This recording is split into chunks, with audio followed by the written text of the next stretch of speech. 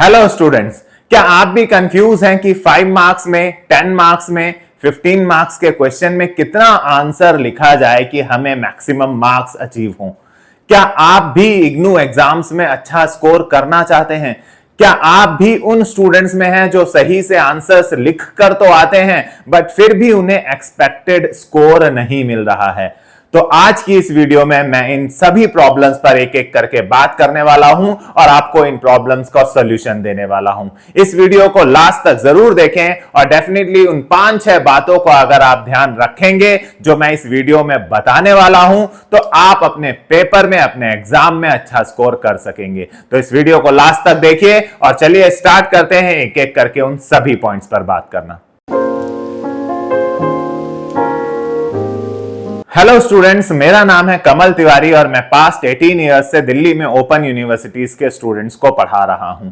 मैंने अपने past 18 year के करियर में ऐसे बहुत सारे अपने स्टूडेंट्स जिनका 90 प्लस स्कोर हुआ था उनकी आंसर शीट्स मंगाई और देखा कि उनके आंसर लिखने का पैटर्न क्या है, एनालिसिस किया। मैंने अपने उन स्टूडेंट्स की भी आंसर शीट्स देखी जो ये कहते तो हैं कि मैं बहुत अच्छा पेपर करके आया हूं बट फिर भी उन्हें मार्क्स अच्छे नहीं मिले। वो रीजंस जानने के लिए उनकी आंसर शीट्स का भी एनालिसिस किया और इन सभी तरह की आंसर शीट्स का एनालिसिस करने के बाद मैंने 5 या 6 ऐसे पॉइंट्स निकाले जिनके आधार पर मैं ये कह सकता हूं कि अगर आप लोग उन 5 या 6 पॉइंट्स को अपनी आंसर लिखने की स्टाइल में अपना लें, अपनी आंसर शीट लिखते वक्त फॉलो करें तो डेफिनेटली आप लोगों को भी बहुत अच्छे मार्क्स मिलने वाले हैं। तो सिर्फ 5 और 6 ऐसे पॉइंट्स हैं जिनकी मदद से आप बहुत अच्छा स्कोर कर सकते हैं एक इग्नू एग्जाम में।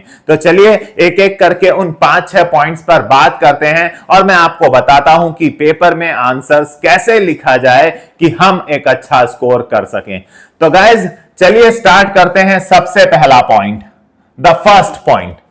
देखिए स्टूडेंट्स, बहुत सारे स्टूडेंट्स ऐसे होते हैं जो किसी टॉपिक की डेफिनेशन याद करके चले जाते हैं। अब जब हम 3-4 की लाइन की डेफिनेशन लिखते हैं, वहां हम क्वेश्चन देखते हैं और उसका आंसर लिखना शुरू करते हैं, तो 3 से 4 लाइन की डेफिनेशन लिखने के बाद हम लोग ब्लैंक होने की सिचुएशंस में भी आ जाते हैं कई बार। और कई बार तो मैंने लोगों को देखा है कि वो पूरे पेज पे बस थ्योरी थ्योरी थ्योरी थ्योरी लिखते चले जा रहे हैं। गाइस, एक बात ध्यान रखिए कि इग्नू के या किसी भी यूनिवर्सिटी के जो एग्जामिनर्स होते हैं उन्हें पर शीट कॉपी चेक करने का पैसा मिलता है। तो वो अगर आप पूरी थ्योरी भर दे रहे हैं पूरे पेज पर तो उन्हें कभी भी ये समझ में नहीं आएगा कि आपको कॉन्सेप्ट की कितनी नॉलेज है। आपको अपने आप को इस तरह से उनके सामने एक्सप्रेस करना है कि अगर आपके पास लिमिटेड नॉलेज भी है तो उन्हें लगे कि इस बच्चे की इस टॉपिक पर, इस क्वेश्चन पर अच्छी पकड़ है, अच्छी कमांड है। तो अब हम अपने आप को एक्सप्रेस ऐसे कैसे कर सकते हैं? कैसे हम ये शो करें कि हमारी उस टॉपिक पर कमांड है ताकि वो उस क्वेश्चन पर हमें मैक्सिमम मार्क्स दे? तो देखिए, सबसे पहला रूल, जो फर्स्ट रूल है आंसर लिखने का, वो ये कि जब भी कोई क्वेश्चन का आंसर आप लिखने बैठें तो पूरे पेज पर थ्योरी भरने की आदत छोड़ दें। कोई नहीं पढ़ रहा है आपका पूरा का पूरा पेज भर भर के theory, right? Rather than that आप जो भी आपका टॉपिक है उसकी 4 से 5 लाइन की मैक्सिमम डेफिनेशन लिखें या जो भी उसका एक्सप्लेनेशन होता है वो लिखें, राइट? सिर्फ 4 से 5 लाइंस का डेफिनेशन या उसकी थ्योरी जो आपको याद है, जिसमें आप बेहतर हैं, जो आप अच्छे से एक्सप्रेस कर सकते हैं, वो मैक्सिमम 4-5 लाइन, 3-4 लाइन लिखिए उस टॉपिक के बारे में जो आपका क्वेश्चन है। उसके बाद अगर हो सके डेफिनेशन लिखने के बाद अब आप अपने आप को पॉइंट वाइज एक्सप्रेस करने की कोशिश कीजिए। पॉइंट वाइज आंसर्स लिखने की कोशिश करिए। देखिए, सारी यूनिवर्सिटीज में पेज भरने का भी एक रूल होता है। तो पैराग्राफ में पूरी थ्योरी लिखते वक्त आपको शीट भरने में भी दिक्कत आने वाली है। तो गाइज, अगर आप पॉइंट वाइज लिखेंगे तो डेफिनेटली आपको शीट फिल करने में, भरने में, टॉपिक करने में आसानी होगी। तो कोशिश करें कि पॉइंट वाइज आंसर लिखने की कोशिश करें। अब पॉइंट वाइज में भी हो सके तो सब हेडिंग्स बनाइए। पॉइंट वाइज में भी सब हेडिंग्स बनाइए ताकि टीचर को लगे कि इसकी टॉपिक पर कमांड है। सब हेडिंग्स कैसे? पॉइंट वाइज में आप जैसे सबसे पहले अपने टॉपिक से रिलेटेड अगर फीचर्स जानते हैं तो फीचर्स या कैरेक्टरिस्टिक्स वो लिखिए, राइट। अगर आप एडवांटेजेस जानते हैं तो एडवांटेजेस लिखिए, अगर आप डिसएडवांटेज जानते हैं तो डिसएडवांटेजेस लिखिए। इस तरह से आप सब हेडिंग डालकर अगर अपने आंसर को एक्सप्रेस करेंगे तो टीचर को लगेगा कि यार ये डेफिनेशन भी जानता है, उसके फीचर्स भी जानता है, एडवांटेजेस डिसएडवांटेज भी जानता है। इट मींस ही और she knows everything about the topic. Impression पड़ेगा। अब उसे पढ़ने की जरूरत नहीं है क्योंकि वो सब हेडिंग से समझ गया, अरे यार इसे फीचर्स भी पता है, advantages disadvantages. He is a sincere या she is a sincere student, right. तो वो मार्क्स देगा। अब आप सोचिए कि एक तरफ आपने ढेर सारी थ्योरी लिख रखी है एक पेज पर और उसकी वजह एक बंदे ने एडवांटेजेस डिसएडवांटेजेस इस तरह से लिख रखे हैं, तो डेफिनेटली उस बंदे को पॉइंट वाइज मार्क्स मिलेंगे, ज्यादा मिल जाएंगे, प्लस उसका टीचर पे इंप्रेशन भी पड़ेगा और वो जल्दी आंसर भी कवर अप करेगा, राइट। शीट भी फिल होगी। तो सबसे पहला रूल है कि 4-5 लाइन की जो डेफिनेशन आपको अच्छे से याद है वो लिखिए, फिर पॉइंट वाइज पर उतर आइए, फीचर्स जो भी है, जबरदस्ती सब हेडिंग्स बना के अपने आंसर को एक्सप्रेस करने की कोशिश कीजिए, राइट। दूसरा रूल जो है, हम जो सेकंड रूल कहते हैं, जो हम सबको याद रखना चाहिए, देखिए डायग्राम कोई स्केच, कोई फ्लो चार्ट, कोई माइंड मैप, कुछ भी अगर आप अपनी बात को, जरूरी नहीं है वो किताबी डायग्राम हो, जरूरी नहीं है वो बुक का डायग्राम हो, जरूरी नहीं है जो बुक में बना हुआ है, जो डेफिनेशन आपको समझ में आई है अगर आप उसे समझा सकते हैं एक डायग्राम बना के, अपना स्केच बनाकर, तो स्केच बनाइए। स्केच बनाने के बहुत सारे फायदे हैं। पहला, टीचर पे इंप्रेशन पड़ता है जैसे कि इस बंदे का कॉन्सेप्ट क्लियर है। दूसरा, शीट फिल करने का जो रूल है वो ये भी फॉलो होता है। डायग्राम स्केच बना लेने से, माइंड मैप का कोई स्केच बना लेने से आपका टीचर पे इंप्रेशन जाता है कि ये बंदा टॉपिक को डिटेल जानता है। तो अपनी बात को, अगर आपको डेफिनेशन याद है तो उस डेफिनेशन को एरोज की मदद से आप इस तरह का स्केच बना लीजिए। ये लीजिए, उसके पॉइंट्स बनाते हुए ऐसे दिखा दीजिए, राइट। कोई भी एक ऐसा स्केच, पार्ट्स दिखाने हैं किसी टॉपिक के तो ऐसे पार्ट्स दिखा दीजिए। ट्री की फॉर्म में कुछ बनाकर उसके टाइप्स दिखा दीजिए। जनरली लोग टाइप्स थ्योरी में लिख देते हैं, थ्योरी लिखने की बजाय टाइप्स ऐसे ट्री बनाकर दिखा दीजिए कि भाई इस चीज के 3 टाइप्स हैं, भाई इस चीज के 4 टाइप्स हैं, राइट। तो इस तरह के कुछ स्केचेस बनाइए। देखिए, स्केचेस बनाने से आपकी शीट भी फिल होगी, आंसर भी लेंथी होगा और टीचर पर आपकी नॉलेज का इंप्रेशन भी पड़ेगा। देखिए, हमारी लाइन में तो बोला भी जाता है, क्या बोला जाता है कि 1 picture is equal to 100 words. अब आप समझ लीजिए, एक पिक्चर अगर 100 वर्ड्स के बारे में 100 वर्ड्स बोलती है तो डेफिनेटली एक पिक्चर से आप 100 वर्ड्स लिख पा रहे हैं, आपका आंसर पढ़ रहा है। और आंसर लंबा करने के लिए जो भी पिक्चर आप बना रहे हैं, एक्सप्लेन दैट पिक्चर ऑल्सो। उस पिक्चर को थोड़ा सा एक्सप्लेन कर दीजिए, अगर पॉसिबल है तो उस इमेज को, उस डायग्राम को, उस स्केच को एक्सप्लेन कर दीजिए। करते हैं ना, डायग्राम बनाइए, डायग्राम बनाने के बाद लिखिए in the above diagram, right. ऐसे करके आप उस डायग्राम को कॉमा करिए और फिर जितना हो सके उस डायग्राम को एक्सप्लेन कीजिए। गाइस, इस तरह से आप आंसर लेंथी कर सकते हैं। सिर्फ डायग्राम मत बनाइए, उस डायग्राम को नीचे इन द अबाउ डायग्राम करके उसको एक्सप्लेन भी कीजिए, आंसर बढ़ेगा। तो 2 बातें हुई। पहला, डेफिनेशन के बाद पॉइंट वाइज उतर जाइए, इस तरह से फीचर, एडवांटेजेस, डिसएडवांटेजेस, अलग अलग सब कैटेगरीज बनाकर आंसर लिखिए। हो सके कोई डायग्राम आपको याद है या अपनी डेफिनेशन के मुताबिक आपके दिमाग में कोई डायग्राम स्केच चल रहा है और जबरदस्ती का उसके टाइप्स, सब टाइप्स दिखाने के लिए कोई ट्री टाइप का ऐसा डायग्राम बना सकते हैं, बनाइए। कोई डायग्राम आपको याद है वो उतार दीजिए और उसको एक्सप्लेन भी कीजिए, राइट। फिर थर्ड पॉइंट पर अगर हम लोग बात करें तो देखिए, जो थर्ड पॉइंट है गाइस, वो है जो मैं कहता हूं, first impression is last impression. First impression is last impression मतलब हम हमेशा स्टूडेंट्स को यह एडवाइस करते हैं कि वो सेक्शन पहला कीजिए, वो क्वेश्चन पहले कीजिए जो पूरे पेपर में आपको अच्छे से आते हैं। ध्यान रखिएगा, first impression is last impression.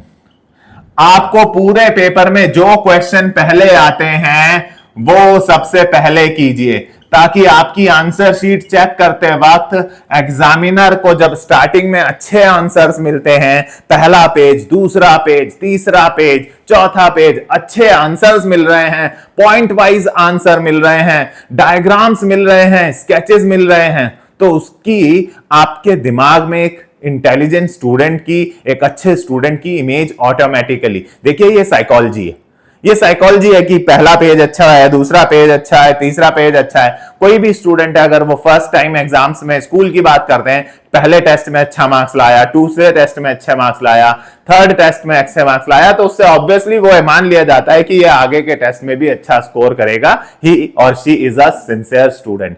Similarly जब आपका पहला क्वेश्चन अच्छा है, दूसरा अच्छा है, तीसरा अच्छा है, तो टीचर के दिमाग में एक साइकोलॉजी बन जाती है कि ये अच्छे आंसर्स लिख रहा है, ये अच्छे पॉइंट वाइज आंसर लिख रहा है, स्केचेस वाइज आंसर लिख रहा है, यानी इसको नॉलेज है। तो उस केस में वो शुरू से जो आपको अच्छे अच्छे मार्क्स देना शुरू करेगा, वो लास्ट तक आपके ऊपर, अगर आपने थोड़ा बहुत ऊपर नीचे भी करा तो आपको अच्छे मार्क्स मिलते चले जाएंगे, क्योंकि ध्यान रखिए कि उन लोगों को भी शीट वाइज चेक करने की पेमेंट मिलती है, सो लिमिटेड टाइम है उनके पास भी। तो अपनी इमेज, अपना इंप्रेशन डालिए, वो क्वेश्चंस पहले करिए, अटेम्प्ट करिए उन क्वेश्चंस को पहले जिन पर आपकी कमांड है,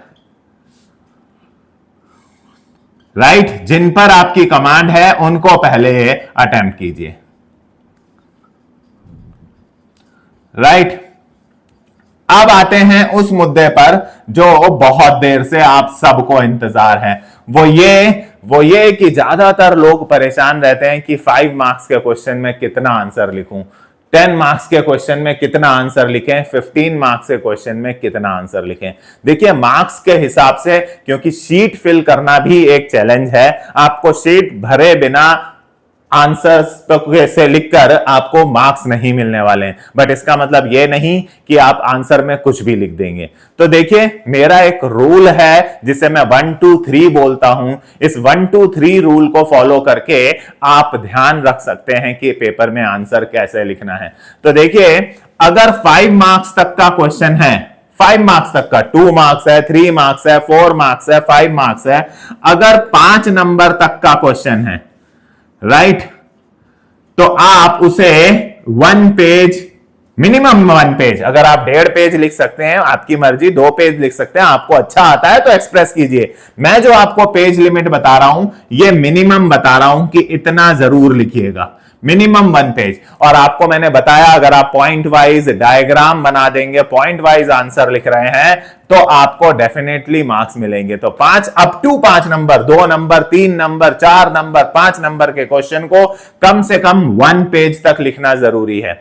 देन अगर क्वेश्चन आपका 6 से लेकर 10 मार्क्स तक के बीच का है, 6 से लेकर 10 मार्क्स तक के बीच का है, तो आपको कम से कम 2 पेजेस तो उसके आंसर्स पे लिखने होंगे, 1 2, राइट, 1 2, 6 7 8 9 10, कम से कम 2 पेज लिखने पड़ेंगे। इस केस में आपको डायग्राम जरूर बनाना होगा, अदरवाइज 2 पेज थ्योरी लिखते वक्त आपको ऐसी सिचुएशन आएगी कि अब क्या लिखूं। तो पॉइंट वाइज को प्रेफर करें, डायग्राम बनाने की कोशिश करें, ठीक है, डायग्राम को एक्सप्लेन करने की कोशिश करें, तो डेफिनेटली आप 2 पेज भर पाएंगे। ध्यान रखिए मैं मिनिमम बोल रहा हूं, अगर आप इससे ज्यादा एक्सप्रेस कर सकते हैं then it's up to you, right. Then अगर 10 to 15 मार्क्स का, देखिए वैसे तो 15 मार्क्स से ज्यादा का कोई क्वेश्चन होता नहीं, लेकिन 10 मार्क्स के आसपास ही यूजुअली इग्नू में क्वेश्चंस होते हैं, ठीक है। सो 10 to 15 मार्क्स का क्वेश्चन है, तो कम से कम 3 पेजेस का आंसर आपको लिखना पड़ेगा। पेजेस से मेरा मतलब है कि अगर ये एक साइड जो है this is 1 page, page turn किया तो दिस इज 2 पेज, राइट। तो अगर हम नोटबुक की बात करते हैं, तो ये नोटबुक अगर हम देखें तो एक पेज इसे कह रहा हूं, जब आप पेज टर्न करेंगे तो नेक्स्ट पेज दूसरा आएगा, राइट। तो पेज वाइज ये 1 2 3 रूल मैं आपको बता रहा हूं, ये 1 2 3 रूल याद रखिएगा, ये आपको एग्जाम में आंसर लिखने में मदद करेगा। इसमें डायग्राम शामिल कीजिए, एग्जाम्पल्स दीजिए, फंस गए लेकिन आप अपने आप को एक्सप्रेस नहीं कर पा रहे हैं, एग्जाम्पल उठा लीजिए ना, एग्जाम्पल लिखिए, एग्जाम्पल एक्सप्लेन कीजिए। कौन मना कर रहा है कि आप एग्जाम्पल नहीं लिख सकते? अपने आंसर में एग्जाम्पल, डायग्राम्स, ये सब चीजें अगर आप ऐड करेंगे तो डेफिनेटली शीट फिल होंगी, राइट। देन फिफ्थ पॉइंट की अगर हम लोग बात करें, चलिए पांचवें पॉइंट पर, एक बहुत जरूरी पॉइंट है ये, और वो है कि भाई हैंड राइटिंग का इफेक्ट पड़ता है। गाइज ये मैंने देखा है, मैंने बहुत सारे ऐसे स्टूडेंट्स को देखा है जिनकी राइटिंग अगर अच्छी हो, स्टार्टिंग से ही वो साफ क्लीननेस का ध्यान रखते हुए आंसर्स लिख रहे हैं, तो उनको अच्छा स्कोर भी मिलता है। बहुत सारी डॉक्टर टाइप राइटिंग लिखने की, जो एक पर्टिकुलर केमिस्ट वाला ही समझे, जरूरत ही नहीं है यार। आप अपने आप को डॉक्टर मत समझिए और टीचर को केमिस्ट वाला मत समझिए। यहां आप समझिए कि आप एक सामान्य स्टूडेंट हैं जो अपने व्यू पॉइंट्स को टीचर तक पहुंचाना चाहते हैं। तो थोड़ा सा राइटिंग पर काम कीजिए, हैंड राइटिंग पर काम कीजिए, और कोशिश करें कि शुरुआत के पेजेस में तो अपने आप को एक लिमिट स्पीड में रखते हुए साफ साफ क्लीननेस को फॉलो करते हुए लिखें, राइट। सो हैंड राइटिंग पर भी थोड़ा सा फोकस देना जरूरी है। अब कई बार क्या होता है कि स्टूडेंट जो है, जो टॉपिक पेपर में आया है उसकी 3-4 बातें तो जानता है, उसके बाद उससे ज्यादा वो उस टॉपिक के बारे में नहीं जानता। हाँ, उससे संबंधित कुछ चीजें हैं, उससे रिलेटेड कुछ टॉपिक्स हैं जिनके बारे में वो जानता है। तो भाई आप छोड़ क्यों रहे हैं? छोड़ देने से तो आपको कुछ भी नहीं मिलेगा। आप उस टॉपिक के बारे में 3-4 लाइंस जानते हैं, सबसे पहले वो 3-4 लाइंस लिखिए। जब 3-4 लाइंस लिख लें आप, फिर आप अगर उससे रिलेटेड चीजों के बारे में भी जानते हैं कि ये कहां यूज होता है या ये कहां कहां इस्तेमाल हो रहा है, कहां कहां इससे रिलेटेड कॉन्सेप्ट्स भी जानते हैं, तो उठाकर उनको भी यहां शामिल कर दीजिए। Rather than leaving the topic, उस टॉपिक से रिलेटेड कुछ और भी जानते हैं तो वो आप अपने उस आंसर में शामिल कर सकते हैं। तो आप अपने आंसर में रिलेटेड कॉन्सेप्ट भी लिख सकते हैं, अपने आंसर की लेंथ बढ़ाने के लिए, उसको छोड़ने के लिए नहीं। आप 5 नंबर के क्वेश्चन में 1 नंबर 2 नंबर तो अपनी सही डेफिनेशन से पा सकते हैं, बट अगर आप छोड़ देंगे या उससे रिलेटेड कॉन्सेप्ट्स ऐड कर लेंगे तो भले ही 5 ना मिले, 3 तो मिलेंगे, 4 तो मिलेंगे। अगर आपको 5 में से 3 या 4 भी मिल रहे हैं, दैट्स इनफ, रादर देन पूरे 5 छोड़ देने से। तो कोई टॉपिक अगर आपको पूरी तरह नहीं आता है, उससे रिलेटेड कुछ और, उससे रिलेटेड कंटेंट, नॉन रिलेटेड नहीं, जो उससे रिलेटेड कंटेंट आता है उसे भी अपने आंसर में शामिल करिए, राइट। और लास्ट बात जो मैं आपको बता रहा हूं कि एग्जाम से पहले प्रीवियस ईयर क्वेश्चन पेपर्स जरूर देखिए। सारी यूनिवर्सिटीज में प्रीवियस ईयर क्वेश्चन पेपर्स के क्वेश्चंस रिपीट होते ही होते हैं। मैंने भी अपने चैनल पर प्रीवियस ईयर क्वेश्चन पेपर्स को कंपाइल करके, एनालिसिस करके, अलग अलग सब्जेक्ट्स में कौन कौन से क्वेश्चंस इंपॉर्टेंट हो सकते हैं, उनकी वीडियोस बना बनाकर पोस्ट करी है। वो आपका काम आसान कर दिया है। मैंने सारे PYQs, previous year question papers को स्टडी करा और उनके बेसिस पर मैंने आप लोगों के लिए इंपॉर्टेंट क्वेश्चंस की, कुछ सब्जेक्ट्स की इंपॉर्टेंट क्वेश्चंस की वीडियोस बनाकर पोस्ट कर दी है। कुछ पर काम अभी भी जारी है, राइट। आप उन वीडियोस को देख सकते हैं ताकि आपके एफर्ट्स बचें, आपको इतने सारे क्वेश्चन पेपर्स को कंपाइल ना करना पड़े और हमारे एक्सपीरियंस का बेनिफिट भी मिले। तो जल्दी जल्दी हम लोग एक बार इन सारे 5-6 पॉइंट्स पर फिर से रिवीजन मार लेते हैं। सबसे पहले अपना आंसर लिखने के लिए पैराग्राफ, सबसे पहले 3-4 लाइन का पैराग्राफ लिखें, फिर पॉइंट वाइज उतर जाइए, हेडिंग, सब headings, advantages, disadvantages, features, examples, इनको कवर कीजिए। फिर नंबर 2 पॉइंट, डायग्राम्स बनाने की कोशिश करिए, हो सके तो डायग्राम बनाएं, कोई स्केच बनाएं और नीचे उस डायग्राम को, उस स्केच को समझाने की कोशिश करें। तीसरी बात, पेपर में उन क्वेश्चंस को सबसे पहले करें जो आपको अच्छे से आते हैं। उन क्वेश्चंस को पहले कर लेने से टीचर पर जो इंप्रेशन पड़ेगा वो एक सिंसियर, एक नॉलेजेबल स्टूडेंट का पड़ेगा, तो पहले उन क्वेश्चंस को करें। चौथी बात, 1 2 3 रूल। 1 2 3 रूल मतलब 5 नंबर तक का क्वेश्चन 1 पेज पर, 10 नंबर तक का क्वेश्चन 2 पेज पर मिनिमम, राइट। मैक्सिमम जितना आप लिख सकते हैं, और 10 से 15 नंबर तक का क्वेश्चन मिनिमम 3 पेज आपको लिखना ही होगा। ये तभी पॉसिबल है जब आप डायग्राम्स, एग्जांपल्स, पॉइंट वाइज और थ्योरी, एक पेज पर पैराग्राफ्स भर भर के थ्योरी लिखने का कोई फायदा नहीं है। लास्ट पॉइंट कि हैंड राइटिंग्स पर ध्यान दें। थोड़ा शुरुआत में हैंड राइटिंग को संभाल कर चलें ताकि आपका लिखा हुआ कंटेंट टीचर को समझ में आए और उसे लगे कि आपको कॉन्सेप्ट्स की नॉलेज है। पेपर से पहले PYQs को कंपाइल करिए, उसके लिए आप हमारी वीडियोस देख सकते हैं, इंपॉर्टेंट क्वेश्चंस की हमारे चैनल पर अवेलेबल है। उम्मीद करता हूं आंसर पेपर में आंसर लिखते वक्त आप इन 5-6 बातों को फॉलो करेंगे तो आपको डेफिनेटली अच्छा स्कोर मिलेगा। आज की इस वीडियो में इतना ही। अगर ये वीडियो आपको पसंद आई हो तो नीचे कमेंट करके बताइए कि क्या आप भी ऐसे ही आंसर्स लिखते हैं या ऐसे आंसर्स, इस तरह से आंसर्स लिखने पर अगर आपका अच्छा स्कोर आए तो नीचे भी हमें अपना एक्सपीरियंस बताइएगा। हमारे इस वीडियो को लाइक कीजिए, अपने फ्रेंड्स के साथ शेयर कीजिए और हमारे चैनल को सब्सक्राइब करना ना भूलें। Thank you for watching.